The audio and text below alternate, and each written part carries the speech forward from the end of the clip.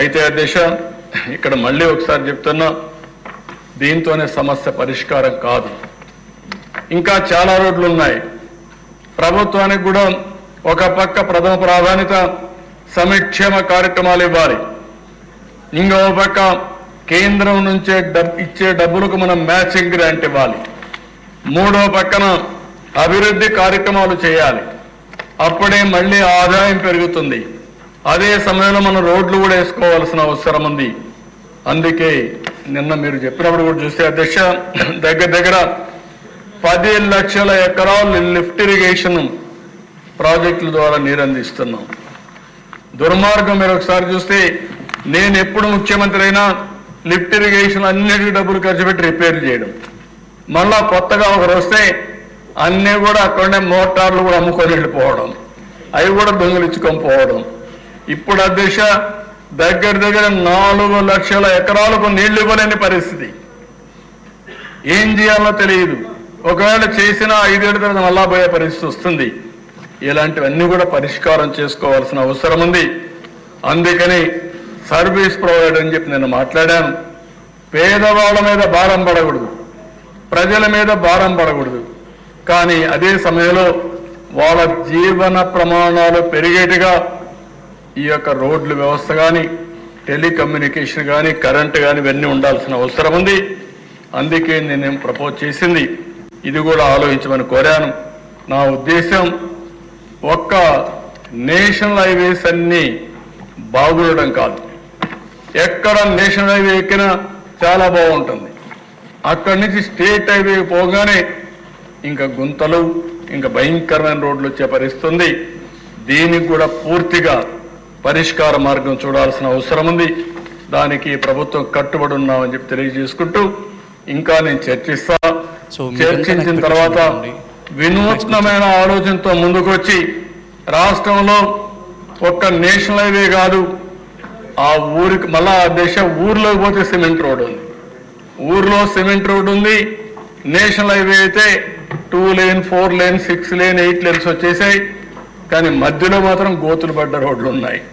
దీన్ని పరిష్కారం చేయాల్సిన అవసరం ఉంది. దీన్ని ఏ విధంగా చేయాలో చేస్తామని చెప్పి కూడా నేను మీకు తెలియజేస్తున్నాను. మొన్నే సమీక్ష చేశా. కొంత వాళ్ళు కూడా వెసులుబాటు కావాలంటే అవన్నీ ఇచ్చాం. 75,000 కోట్ల రూపాయలతో నేషనల్ హైవే ప్రాజెక్టులు మన రాష్ట్రంలో జరుగుతున్నాయి. 2.5 సంవత్సరాల్లో పూర్తి అవుతాయి. అదే సమయంలో ఇంకొక 30-40 కోట్ల రూపాయల పనులు కూడా తొందరలోనే ప్రారంభమవుతాయి. దగ్గర 1,15,000 నుంచి 1,20,000 కోట్ల రూపాయలు విలువ చేసే ప్రాజెక్టులు నేషనల్ హైవే ప్రాజెక్ట్స్ ఈ రాష్ట్రంలో జరుగుతాయని చెప్పి కూడా నేను మీకు తెలియజేస్తున్నాను. ఇంకో పక్కన దేశ 72,000 కోట్ల రూపాయలతో రైల్వే ప్రాజెక్టులు రాష్ట్రంలో జరుగుతున్నాయి. దాన్ని కూడా సమీక్ష చేశాం. రైల్వే స్టేషన్స్ ఆధునీకరణ కానీ, ఎక్కడైనా మనకుంటే ఫ్లైఓవర్స్ కానీ, అండర్ పాస్లు కానీ, ఇంకో కొత్త రైల్వే లైన్ కానీ, ఇవన్నీ కూడా శ్రీకారం చుడుతున్నాం. మొన్నే మీరు చూస్తే అమరావతి రైల్వే లైన్ కూడా కేంద్రం సహకరించారు. దానికి కూడా వారికి మనస్ఫూర్తిగా అభినందనలు తెలియజేస్తున్నానని మీ ద్వారా తెలియజేస్తున్నాను అధ్యక్ష. ఇది కాకుండా దేశ ఈరోజు ఎన్డీఏ కూటమి జాబ్ ఫస్ట్, ఉద్యోగ కల్పన మా విధానం అని చెప్పి చాలా స్పష్టంగా చెప్పాం. అందుకే ఈ ప్రభుత్వం వచ్చిన మొదటి సంతకం మెగా డిఎస్సి 16,347కు సంతకం పెట్టాం. ఇంటర్వ్యూలు కూడా పిలవడానికి సిద్ధంగా ఉన్నాం. కొంచెం రిటర్న్ ఎగ్జామ్ టైం కావాలంటే ఆ టైం ఇచ్చాం. ఇది వస్తానే ఇమ్మీడియట్గా ఇంటర్వ్యూస్ కూడా పూర్తి చేసి వీలైనంత తొందరలో 16,347 ఉద్యోగాలు ఇవ్వడానికి మెగా డిఎస్ ద్వారా ఇవ్వడానికి ముందుకు పోతాం అధ్యక్ష. అదే మాదిరిగా అధ్యక్ష, నిన్నే మీరు చూస్తే ఒక 25 పాలసీలు తీసుకొచ్చాం. 25 పాలసీల్లో industrial development policy, MSME policy, food processing policy, electronic policy, private parks policy, clean energy policy, semiconductor policy, drone policy, data centre policy. ఇలాంటి పాలసీలన్నీ కొన్ని తీసుకొచ్చాం. ఈరోజు కేబినెట్లో మళ్ళీ టూరిజం పాలసీ కూడా తీసుకొస్తాం. మొట్టమొదటిసారిగా టూరిజానికి ఇండస్ట్రీ స్టేటస్ ఇచ్చి రాబోయే రోజుల్లో ఎక్కువ ఉపాధి కల్పన టూరిజం ద్వారా జరుగుతుంది. దీనికి శ్రీకారం చుడుతున్నామని చెప్పి కూడా నేను మీకు తెలియజేస్తున్నాను. ఇవన్నీ వస్తే దిశ తిరిగి పరిశ్రమలు ఇక్కడికి వస్తాయి. నిన్నే మీరు చూశారు, SIPB మీటింగ్ పెట్టుకున్నాం. నేను డిప్యూటీ సీఎం మంత్రులందరం దగ్గర 85,000 కోట్ల రూపాయలు పెట్టుబడులకు క్లియరెన్స్ ఇచ్చాం. 35,000 ఉద్యోగాలు వచ్చే అవకాశం ఉంది. దానికి నిన్నే శ్రీకారం చుట్టాం. ఇది కాకుండా దిశ నేను ఇవే కాకుండా ఇంకా కొన్ని ఉన్నాయి. అవన్నీ మీరు చూస్తే దగ్గర APIIC ల్యాండ్ అలాట్మెంట్ దగ్గర 3,500 కోట్లకి ఇచ్చారు. దీనివల్ల 9,573 ఉద్యోగాలు వస్తాయి. నిన్న మేము చేసింది SIPB ఇన్వెస్ట్మెంట్లు 85,000 కోట్లు చేశాం. దగ్గర 34,000 ఉద్యోగాలు వస్తాయి. ఇంకొక పక్కన ఏదైతే NHPC NTPC ఏదైతే ఉందో ఆ NTPC ఈ నెల 29వ తారీఖున ప్రధానమంత్రి గారు ఫౌండేషన్ ఇస్తున్నారు. NTPC జెన్కో జాయింట్ వెంచర్ 50-50 ఇది. ఇద్దరు కలిసి 1,00,000 కోట్ల రూపాయలు పెట్టుబడులు విశాఖపట్నంలో పెట్టబోతున్నారు.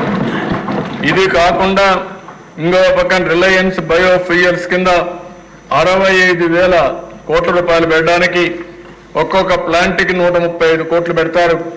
దీనివల్ల 500 ప్లాంట్లు పెట్టి 2,50,000 మందికి ఉద్యోగాలు వస్తాయి. దిశ ఇది కాకుండా మల్లవల్లి డిస్ట్రిక్ట్ ఇండస్ట్రీ దీనికి ఇచ్చాం. వాళ్ళు 30,000 ఉద్యోగాలు క్రియేట్ చేసే పరిస్థితిలో ఉన్నారు.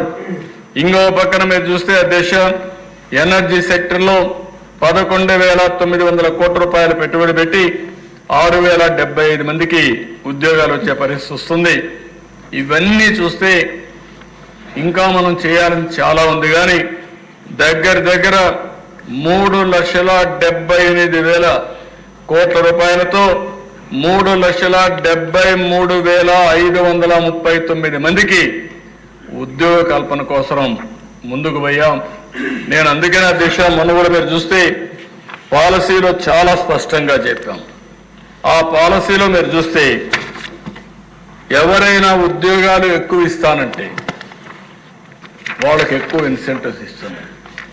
దేశంలో ఫస్ట్ టైం ఉద్యోగానికి ప్రత్యేక వెయిటేజ్ ఇచ్చి ఉద్యోగ కల్పన కోసం ప్రాధాన్యత ఇచ్చి ఇన్సెంటివ్స్ ఎక్కువ ఇచ్చినటువంటి ఏకైక ప్రభుత్వం ఆంధ్రప్రదేశ్ NDA ప్రభుత్వం.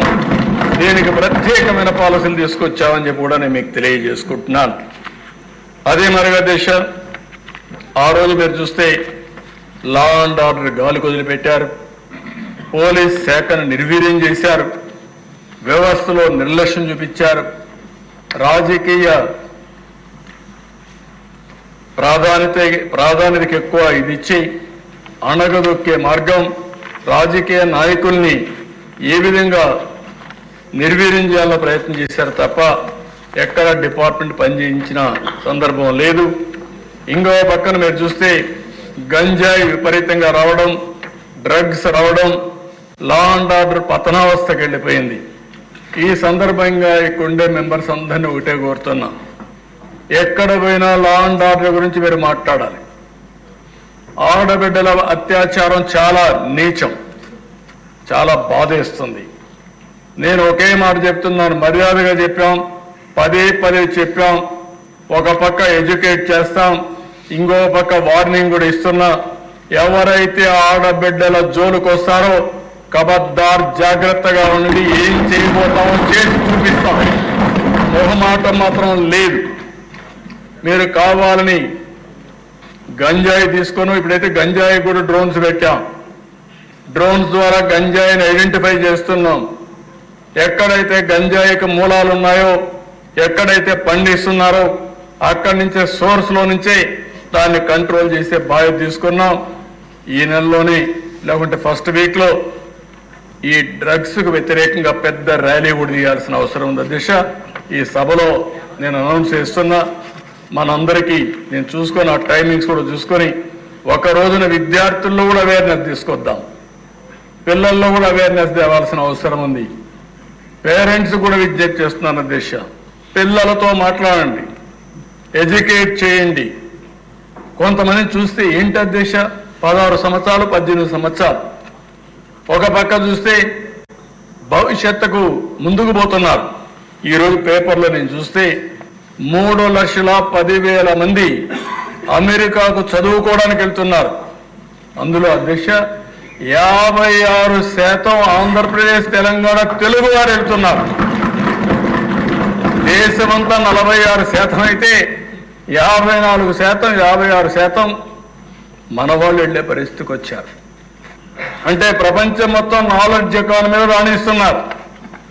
కొంతమంది పనికిరాని పిల్లలు, ఆ పిల్లలు కూడా తప్పు కాదు, మనం కూడా తయారు చేయాలి, మాట్లాడాలి. వాళ్ళ విషయాలు ఎప్పటికప్పుడు మాట్లాడి వాళ్ళను కూడా సమాయత్తం చేయాల్సిన బాధ్యత, మెంటల్గా ప్రిపేర్ చేయాల్సిన బాధ్యత ఉంది. ఒకవేళ ఎవరన్నా కానీ సరిగా కానీ ఉండకపోతే అలాంటి వాళ్ళని కఠినంగా వాళ్ళపైన యాక్షన్లు తీసుకుని తద్వారా ఒక మెసేజ్ కూడా ఇవ్వాల్సిన అవసరం ఉంది. ఎవరైతే కరుడుగట్టిన నేరస్తులు కూడా హెచ్చరిక చేస్తున్నా అలాంటి నేరస్తులు ఉండవలసిన ప్లేస్ ఆంధ్రప్రదేశ్ రాష్ట్రం కాదు, అది గుర్తుపెట్టుకోండి. మీరు ఒక సవాలుగా సమాజానికి తయారైతే మీ తాట తీసే బాధ్యత ఈ ప్రభుత్వం తీసుకుంటుందని చెప్పి కూడా హెచ్చరిస్తున్నారు అధ్యక్ష. ఎక్కడ రాజీ పడం. ఇంకో పక్కన అధ్యక్ష, ఫింగర్ ప్రింట్ వ్యవస్థకు డబ్బులు ఇవ్వలేకపోయాను. ఈరోజు 120 కోట్లు ఇచ్చాం, వెహికల్స్ డబ్బులు ఇచ్చాం, కొత్త వెహికల్స్ అని పెడుతున్నాం, టెక్నాలజీ ప్రాధాన్యత ఇస్తున్నాం. భవిష్యత్తులో పోలీస్ శాఖను బలోపేతం చేసి లా అండ్ ఆర్డర్కి టాప్ ప్రియారిటీ ఇస్తామని చెప్పి కూడా నేను మీకు తెలియజేస్తున్నాను.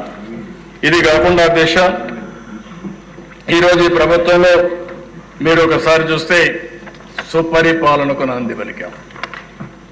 ఒక పక్క అభివృద్ధి సంక్షేమం సుజావుగా జరగాలంటే పరిపాలన గుడ్ గవర్నెన్స్ ఉండాల్సిన అవసరం ఉంది. అందుకనే ఈరోజు మీరు చూసినప్పుడు 1వ తారీఖునే ఉద్యోగస్తులకి, పింఛన్దారులకి, ఎవరైతే పెన్షనర్స్ ఉన్నారో వాళ్ళందరికీ కూడా 1వ తారీఖు ఇచ్చే పరిస్థితి తీసుకొచ్చాం. ఇక్కడ ఒక అధ్యక్ష ల్యాండ్ టైటిలింగ్ యాక్ట్ రద్దు చేశాం, యాంటీ ల్యాండ్ గ్రాబింగ్ యాక్ట్ తీసుకొస్తున్నాం. ఎవరైనా సరే భూ కబ్జాలు చేస్తే ఆ భూ కబ్జాలు చేశారని మేము ప్రూవ్ చేయడం కాదు, మీరే ప్రూవ్ చేసుకోవాల్సిన అవసరం ఉంటుంది. ఎవరైనా సరే ప్రైవేటు భూములు జోలుకొచ్చినా, ప్రభుత్వ భూములు జోలుకొచ్చినా, ఎవరైతే ఈ కబ్జాదారులు ఉన్నారో, ల్యాండ్ గ్రాబర్స్ ఉన్నారో వాళ్ళందరికీ హెచ్చరిక చేస్తున్నాం. ఈ సెషన్లో అనేది బిల్లు వస్తుంది, చట్టం అవుతుంది. గడిచిన 5 సంవత్సరాల్లో జరిగిన పనులు మీరు ఒక్కసారి ఆలోచిస్తే అధ్యక్ష, ఎవరు పిటిషన్ ఇచ్చినా నాది 22A కింద రాసేశారు, నా భూమి వేరే వాడు కబ్జా చేశాడు, నా భూమి ఇప్పించండి అనే పరిస్థితికి వచ్చారు. ఒక ఫార్ స్కాన్ తయారు చేశారు, డ్రోన్ సర్వే అన్నారు, బౌండరీసే మార్చేశారు. ఇంకో పక్కన మీరు చూస్తే భూములు కూడా నాకు వచ్చే పిటిషన్లని అనలైజ్ చేస్తే 160% ల్యాండ్ డిస్ప్యూట్స్ వచ్చాయి. ఎక్కడికక్కడ భయంకరమైన వాతావరణం క్రియేట్ చేశారు. అందుకని అవసరమైతే ఇవన్నీ కూడా చెప్పాం. ఏవైతే గ్రామాల్లో రెవెన్యూ సదస్సులు పెడతాం, సమస్యలు పెట్టి ప్రక్షాళన చేస్తాం, రీసర్వేలు చేస్తాం, ఎన్ని చర్యలు చేయాలనో తప్పు చేసిన వాళ్ళపైన యాక్షన్ తీసుకుంటాం. తప్పులు సరిచేసే బాధ్యత ఈ ప్రభుత్వం తీసుకొని తొందరలోనే ఈ సమస్యకి పరిష్కార మార్గం చూపిస్తామని మరొకసారి ప్రజలందరికీ హామీ ఇస్తున్నారు. అదే మరిగా దశ మద్యం దోపిడీ ఇప్పుడు కూడా అర్థం కాని విషయం. హోల్సేల్, రీటైల్, మ్యానుఫ్యాక్చరింగ్ అన్నీ కూడా అస్తవ్యస్తం చేశారు. ఈరోజు ఈ ప్రభుత్వం వచ్చిన తర్వాత ఒక ట్రాన్స్పరెంట్ మెథడ్ తీసుకొచ్చాం. ఒకప్పుడు దేశంలో ఉండే బ్రాండ్లు కానీ పక్క దేశాల్లో ఉండే బ్రాండ్లు ఈ రాష్ట్రంలో ఉండేటివి కాదు, ఓన్ బ్రాండ్లు పెట్టారు. బూమ్ బూమ్ అని, చాలాసార్లు ఇక్కడ కూడా మాట్లాడాను. అలాంటి బ్రాండ్స్ అన్నీ వచ్చాయి. ఈరోజు ఆ బ్రాండ్లన్నీ పోయి స్టాండర్డ్ బ్రాండ్స్ వచ్చాయి. ఈరోజు ఎవరైనా సరే నా బ్రాండ్ లేదనో లేకుంటే ఎవరైనా మ్యానిపులేట్ చేస్తున్నారని చెప్పే అవకాశం లేకుండా చేశాం. అదే మరిగా షాపుల అలాట్మెంట్ కూడా లాటరీ వేసాం. అందరి సమస్యలు లాటరీ వేసి ఇచ్చాం తప్ప ఎక్కడా రికమెండేషన్ జరగలేదు. నేను ఇంకొక మాట కూడా హెచ్చరిస్తున్నాను. ఎవరైనా సరే ఆ షాపు పెట్టుకొని ఎక్కడైనా రీటైల్గా మీ ఇష్ట ప్రకారం అమ్మితే మాత్రం ఖబర్దార్ జాగ్రత్తగా ఉండండి. బెల్ట్ షాప్ వస్తే మాత్రం బెల్ట్ తీస్తాం. చాలా కఠినంగా ఈ ప్రభుత్వం ఉంటుంది. ఎవరిని వదిలిపెట్టమని చెప్పి నేను క్లారిటీ ఇస్తున్నాను. ఫస్ట్ టైం 10 లక్షలు ఇస్తున్నాం. రెండోసారి ఇంకా ఏమాత్రం నిర్మోహమాటంగా ఆ షాపుని క్యాన్సిల్ చేస్తామని చెప్పి కూడా నేను మీకు తెలియజేస్తున్నా. ఇక్కడే ఎమ్మెల్యేలందరినీ కోరుతున్నాను, ఎన్డీఏ ఎమ్మెల్యేస్ అందరినీ, మనందరం కలిసి మన నియోజకవర్గంలో బెల్ట్ షాపులు లేకుండా మన వాళ్ళు ఎవరిని తప్పు చేసేవాడిని ఎక్కడ సహకరించకుండా తన విభేదాలు లేకుండా ప్రక్షాళన చేసే బాధ్యత మీరు తీసుకోండి. తద్వారా మీకు మంచి పేరు వస్తుంది, ఎన్డీఏకి మంచి పేరు వస్తుంది. అది చేయాల్సిందిగా ఎమ్మెల్యేస్ అందరినీ కోరుతున్నాం. ఇంకో పక్కన అధ్యక్ష, లాస్ట్ టైం విధానాలు చూస్తే జోబులన్నీ ఖాళీ అయిపోయినాయి, ఆరోగ్యం మొత్తం చెడిపోయే పరిస్థితి వచ్చింది. ఇంకో పక్కన 25 సంవత్సరాలు తాకట్టు పెట్టి మద్యం పైన అప్పు తీసుకొచ్చే పరిస్థితికి వచ్చారు. అవన్నీ విధానాలని క్యాన్సిల్ చేశాం. మళ్ళీ కొత్త చరిత్రకు శ్రీకారం చుట్టాం. ఇంకో పక్కన దేశ ఉచిత ఇసుక, మన ఊర్లో దొరికే ఇసుక మనం ఉచితంగా తీసుకోలేని పరిస్థితి తీసుకొచ్చారు. చాలా సమస్యలు సృష్టించే పరిస్థితికి వచ్చారు.